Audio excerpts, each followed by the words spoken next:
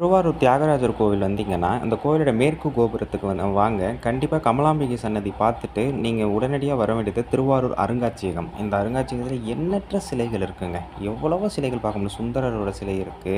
அப்புறம் திருஞான சம்பந்தர் நடனமாடும் சிலை இருக்கு. பஞ்சமுக வாத்தியம் இங்க தான் பார்க்க முடியும். ஆனா அது மாதிரி தான். அது உண்மை கிடையாது. மாதிரிக்கு வச்சிருக்காங்க.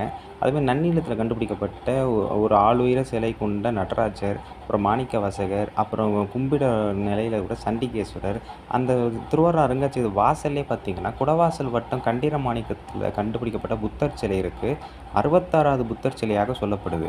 இந்த கற்சிற்பம் 10 அல்லது 11ஆம் நூற்றாண்டைச் சேர்ந்ததாகவும், 63 அங்குல உயரமும், 33 அங்குல அகலமும் கொண்ட புத்தர் சிலையாக சொல்லப்படுது. தர்மசக்கர குறி இந்த உள்ளங்கையில அவரோட கையில இருக்கு. இந்த திருவாரூர் அருங்காட்சியகத்துக்கு போங்க. அநேகமா ரூ. 50 டிக்கெட்டுன்னு நெனைக்கிறேன். ரூ. 50 புகைப்படம் எடுக்கிறதுக்கு டிக்கெட்டு. கட்டணம் நுழைவு கட்டணம் ரூ. 10ன்னு நெனைக்கிறேன்.